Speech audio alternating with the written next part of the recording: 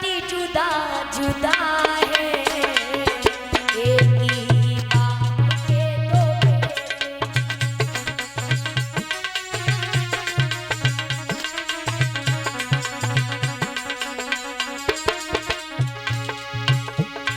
एक ही बाप के दो बेटे, लेकिन किस्मती जुदा जुदा है।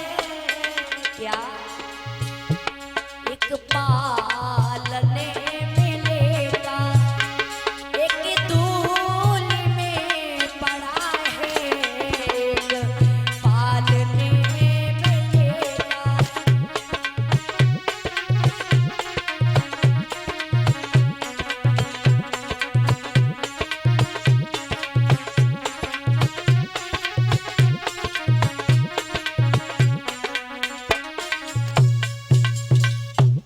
एक ही बाप के दो बेटे, लेकिन किस्मत जुदा जुदा है। एक पालने में लेटा तो एक धूल में पड़ा है। एक के लिए दासियां 56 प्रकार का भोजन बनाती हैं, एक दुखिया अपने आंसू पिला पिला करके बड़ा कर रही है बच्चे को। एक दिन दोनों बालक बाहर खेलने गए। परीक्षित जी उत्तम ने ध्रुव को देखा, और जब उत्तम ने ध्रुव को देखा, उत्तम बोले भैया तुम कहाँ रहते हो? ध्रुव बोले वो जो झोपड़ी दिखाई रही है ऊपर वहीं रहता हूँ। ध्रुव बोले तुम? बोले हम तो जाई महल में रहते हैं। तो ध्रुव कहने लगे तुम इसी में रहते हो? हाँ। तो उत्तम कहने लगे भैया चलो आज अपने तुम्हें पापा से मिलाऊं, चलेंगे? पिता से चलोगे मिलने? अच्छा मेरी अम्मा मरे ध्रुव कान लगे काय भैया इता कौन से पेड़े में लगा तो है। अब ध्रुव जानते ना कि बाप होती है, पेड़े में थोड़ा लोगों का तो ध्रुव सिर्फ ये जानते हैं कि श्रम माँ होती है, बाप नहीं होता है। बोले काय जो कौन सी चीज होते पिता कोई खाने वाली चीज होती? पागल होगा उत्तर पिता नहीं? बोले नहीं। आज उत्तम ने ध्रुव की कलाई को पकड़ा, कचहरी में बुला गए। राजा ने दोनों बालकों को साथ में देखा, बड़े खुश हुए। उत्तान पास सोचने लगे छोटी रानी के तो बेटा को रोज ही खिलाते हैं, चलो आज बड़ी रानी के लाला को खिलाएं। गोद में बैठा लिया, लेकिन कुछ लोग परीक्षित जी ऐसे होते हैं जिन्हें दूसरों की खुशी बर्दाश्त नहीं होती, देखी नहीं जाती। ऐसा एक चुगला बैठा रहे कि अरे का चुगला फोरने जाई,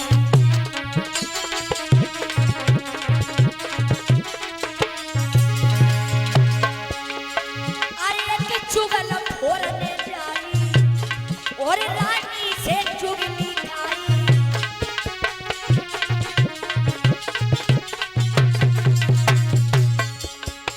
ऐसा लेकिन लिखा गया परीक्षित जी, अरे ताल बिगाड़े चल कुंडिन ने चुगलन दीने देश मिला, अरे अगले माय लगी रे चुगली में सब घर हुई गए बंटा धार।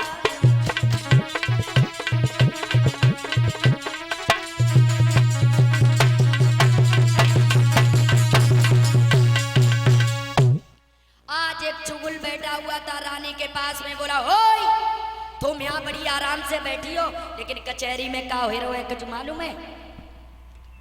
कचहरी में का सुना रो? तुम्हें जब सुनोगी पैरों तले जमीन खिसक जाएगी। किया खिसक गई जमीन? कहो यो से कहूँ आफत हुई। जो महाराज है ना, हाँ हमारे पति जी महाराज। अरे भाई तुम्हारे पति देव, अच्छा वो तुम्हें नहीं पता है? तुम्हारी सौत का बेटा खिला रहे, तुम्हारा बालक जमीन में खड़ा है। आए?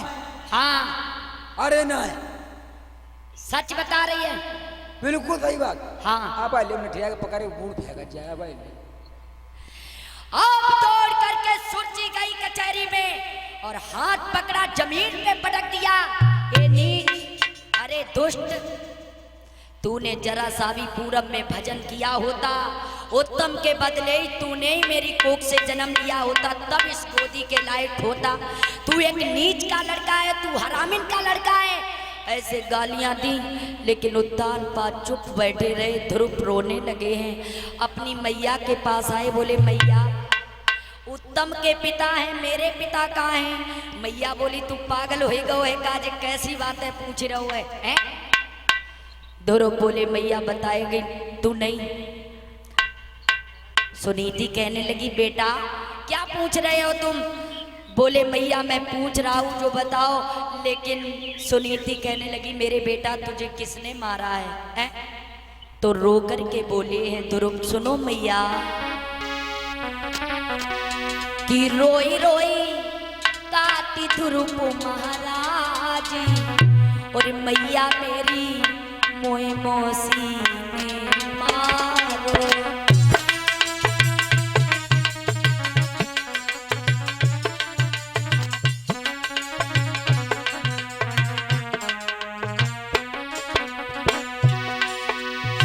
ध्रुव बोले हैं मैया तुझे नहीं मालूम है मुझे किसने मारा है? समझाने लगे हैं सुन मेरी मैया मुझे किसने मारा है। रो करके बोले हैं ध्रुव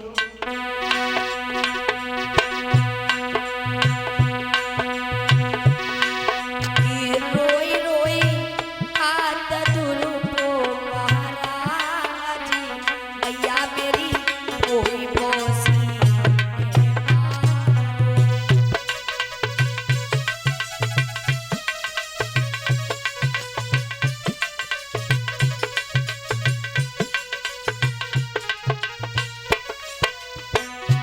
बोले भैया मोई मौसी ने मारो, हाँ मोई मौसी ने मारो।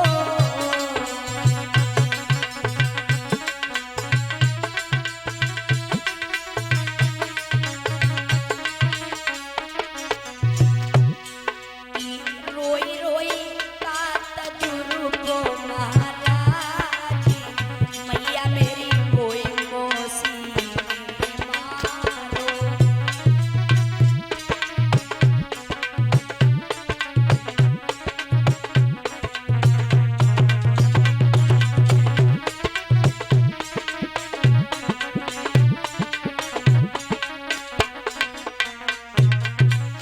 बोले क्यों मारा सुनो।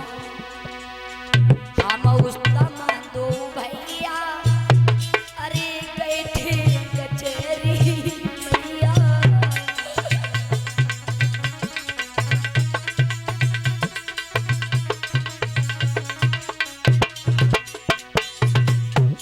कि मौसी दयो धकेला मारी, मैया मेरी मोई मौसी ने मारो।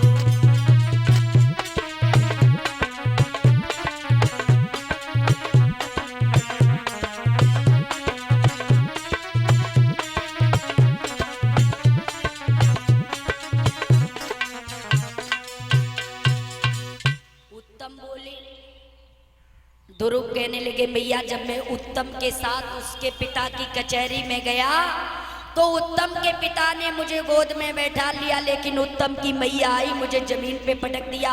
उत्तम के पिता हैं लेकिन मेरे पिता कहाँ हैं? बोलना मैया। जब ज्यादा पूछा तो सुनीति कहने लगी हर व्यापक सर्वत्र समाना, प्रेम से प्रकट होई मैं जाना। तेरे पिता तो कड़कड़ में वास करते हैं बिन पग चले सुने बिन काना, कर बिन करम करे विधि नाना। तेरे पिता को जहाँ बुलाओ वहां दौड़े दौड़े चले आते हैं।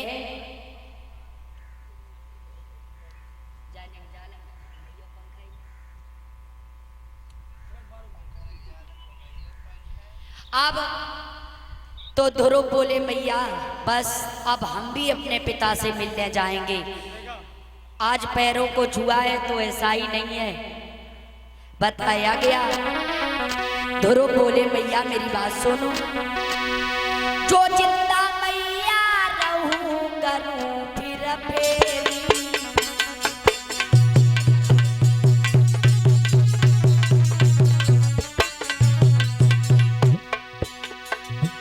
नाई तो ले ले आखिरी राम राम मेरी।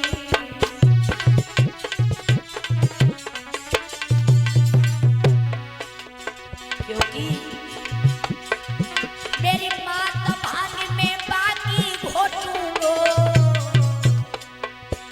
अरे दिन में समाधि लगाए मेरी मैया, रात उन चरणन पे लेटूंगो, दिन में समाधि लगाए मेरी मैया।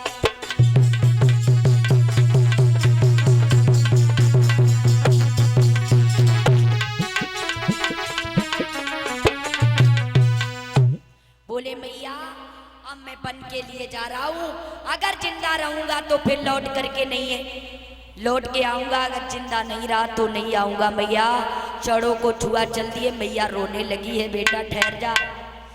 इधर जब उत्तानपाद को पता चला कि ध्रुव जंगल के लिए जा रहे हैं, उन्होंने कहा जाओ उससे कह दो दाल रोटी मिलने लगेगी, जंगल के लिए बच जाए। जब इतना कहा है तो उसी समय ध्रुव कहने लगे जिन प्रभु की न शेर से दूना, अभी तो सिर्फ मैंने 1 2 3 ही अगर पाए भगवान के लिए, तुरंत दाल रोटी मिलने लगी, अब नहीं लौटूंगा, अब तो और भी भरोसा हो गया। उत्तानपाद कहने के जाओ उससे कह दो आधा राजपाट दे देंगे, जंगल के लिए मत जाए। लेकिन एक भी बात नहीं मानी, फिर कहने लगे लौट चलो आधा राजपाट मिलेगा, बोले नहीं लौटेंगे। राजा कहने लगे उससे कह दो सारा राजपाट उसके नाम कर देंगे, लेकिन जंगल के लिए मत जाए। उत्तानपाद ने कहा मुझे कुछ भी नहीं चाहिए। ध्रुव कहने लगे मुझे कुछ भी नहीं चाहिए, चल दिए वहां से। आगे जब जंगल में पहुंचे, जंगल में चले जा रहे, देव ऋषि बाबा नारद सोचने लगे इतना छोटा बालक भगवान की तपस्या करने जा रहा है, चलो परीक्षा ले चल के। रास्ते में बोले होए, हाँ बोलो। कहाँ जा रहे हो? मैं हाँ मैं तो अपने पिता को ढूंढने के लिए जा रही हूँ। बोल ले, कहाँ जा रहे हो? अपने पिता को ढूंढने के लिए जा रही है। पिता? हाँ। जब जंगल में शेर गुलबगा भेड़िया रहते हैं, खाए ली लौट जा। अरे बाबा जी ता कुछ भी हो जाए। ध्रुव कहने लगे बाबा जी तुम कैसे संत हो, कतली हो या फसली हो या नकली हो? संत कितने प्रकार के होते हैं? कतली, फसली, नकली, असली, 4 प्रकार के होते हैं। कतली महात्मा जानते हो कैसे होता है? अब इनने काऊ को कर दो मर्डर। अब पुलिस पीछे पड़ी, सोचने लगे भगवान कैसे बचे कैसे बचे, ज्यादा बच जाए फिर जिंदगी में कबहू कुछ भी नहीं करेंगे हैं। तो सोचने लगे अब का करें, रखाए लो डाड़ा, जय गुरुदेव के चेला हो गए, आश्रम में परे परे खाए रहे, कोई टेंशन नहीं। ये हो गए कतली महात्मा। असली महात्मा कहते होते परीक्षित जी, जब जेठ बैसाख गेहूं कटत है कि तो महात्मा जुटते हैं गाँव में। और का देखो भैया हरिद्वार में यज्ञ हो जाए रो है, कम से कम 100 किलो से कम मती दियो। और जैसे ही गांव से बाहर निकले कसगंजा की तरफ, थोड़े बेच दे, क्वार्टर को डोल बनाओ, चल दे जय सिया राम जय सिया राम, जे कह दे भाई फसली। अब ढोंगी महात्मा कैसे होते? नकली। घर में बहुअन की हुई गई शादी, लड़का जितने थे सबकी शादी हुई गई, बहुएं घर में आ गई, अब दरवाजे पे बैठे बेचारे खुल खुल कर। अंदर से बहुएं बोली ओए तुम खेत में मर जाए कि पूरे दिन बतासे जे थूक थूक धरती रहती है, कौन बट रहे, जाओ खेतन पे मरो जाकर। अगर शाम के इधर आएगे तो जन रोटी ना आएगी है। तो सोच तब सब दुनिया बेकार है, तो खेत में धल्ली मड़ैया जय राम श्री राम रटने लगे। कैसे हो गए? ढोंगी महात्मा है।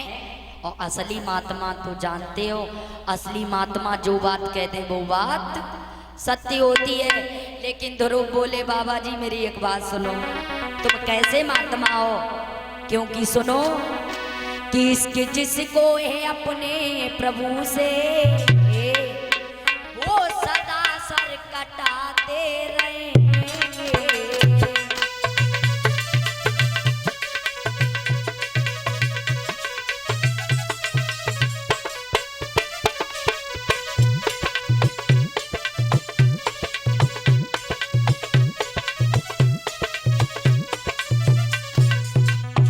बोले इसके जिसको है अपने प्रभु से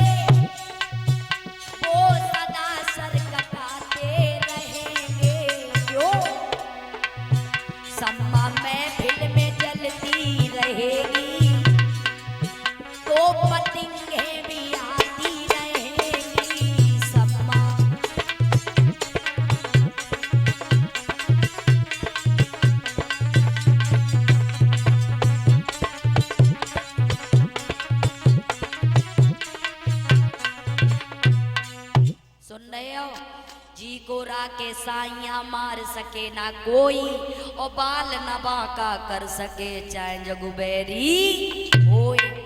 सुन रहे हो, इश्क जिसको है अपने प्रभु से वो सदा सर कटाते रहेंगे।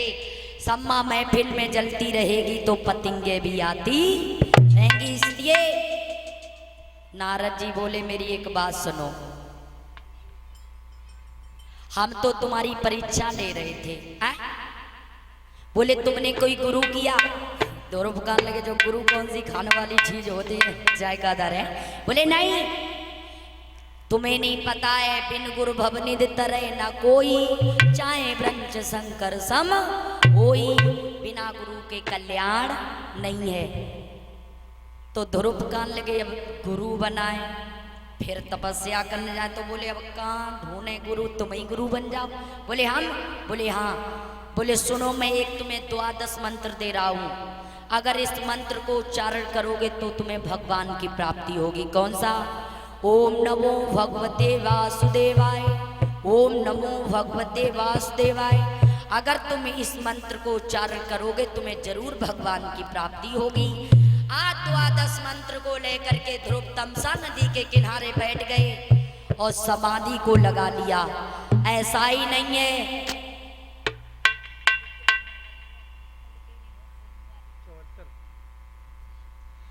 आज तमसा नदी के किनारे जब बैठ गए